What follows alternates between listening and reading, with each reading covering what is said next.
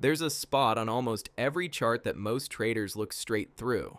It's invisible if you don't know it's there, but once you learn to see it, you'll find it everywhere, on every market, on every time frame. Big money moves fast, and when it does, it leaves a footprint behind. That footprint is called the fair value gap, and price comes back for it with almost eerie consistency. Let me show you exactly what it is, why it works, and how to trade it. A fair value gap is built from just 3 candles. Watch closely because the whole secret lives in the middle one. Candle 1, a normal candle, nothing special. Candle 2, a huge candle. A big, powerful body that explodes upward. This is the star of the pattern. That kind of aggressive move is called displacement. In candle 3, another normal candle that follows. Now here's the part to look at. Check the top of candle 1's wick. Say it reaches $50. Then check the bottom of candle 3's wick. Say it only comes down to 52. They don't touch. There's a slice of the chart between 50 and 52 that only candle 2 ever passed through. No overlap, no trading back and forth, just one violent move straight through it. That empty slice, that's the fair value gap. So why does this little gap matter so much? Think about what a market is supposed to do. At every price, buyers and sellers meet, argue, and agree. That's how fair value gets discovered. Slowly, with trades happening at every level on the way. But when big money slams into the market, price doesn't have time for that. It jumps from 50 to 52 so fast that almost nobody got to trade in between. The auction got skipped. Traders call this an imbalance, a stretch of prices where the market never did its job. And here's the beautiful part, the reason this is tradable.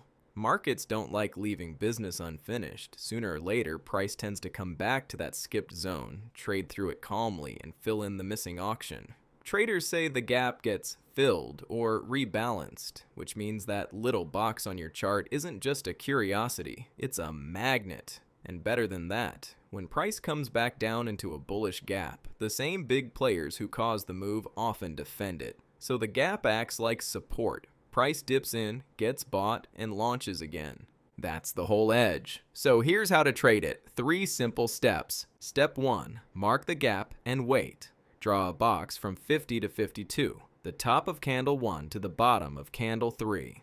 This is the most important habit shift. You do not chase the big candle. Amateurs see the explosion and buy the top. You've already spotted the footprint, so you sit back and let price come back to you. Step 2, your entry. Price drifts back down and taps into the box. That's your zone. Some traders enter the moment it touches the gap. Others wait for it to reach the halfway line, the exact middle of the gap at 51, which in smart money language is called consequent encroachment. Halfway in, the gap is considered rebalanced, and it's a favorite sniper entry. Keep it simple. The box is your zone. The midline is your trigger. Step 3, your stop and your target. The stop goes just below the gap, around 49. The logic is clean. If price doesn't just fill the gap but falls straight through it, the imbalance failed and buyers aren't defending it, you're out, small loss. Your target, look left and aim for the high the displacement created, or the next obvious level above it, say 56.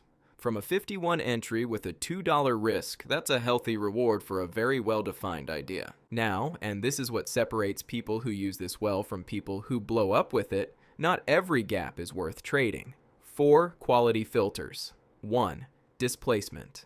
The middle candle must be a big, decisive body, a huge candle you can spot instantly, not average noise. 2. Freshness.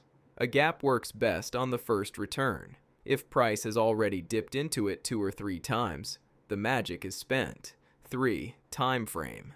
A gap on the 1 hour or daily chart carries far more weight than one on the 1 minute. And 4, the highest probability setup of all. A gap that forms right after a liquidity sweep when price fakes below a well-watched low, snaps back up, and displaces hard. That combination, sweep then gap, is one of the cleanest footprints smart money ever leaves. Now flip everything for the bearish version.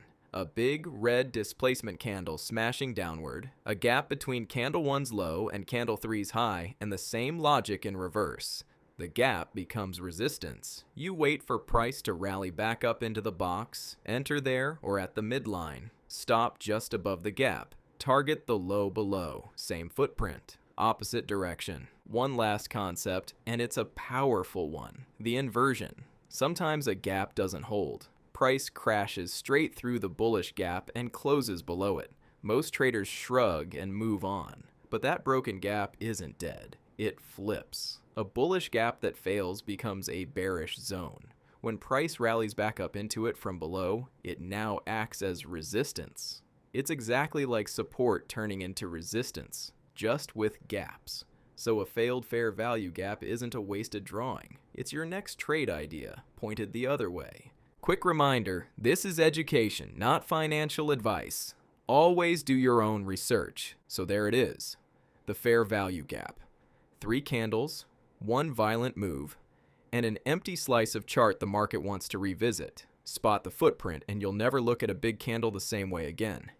I'll see you in the next lesson.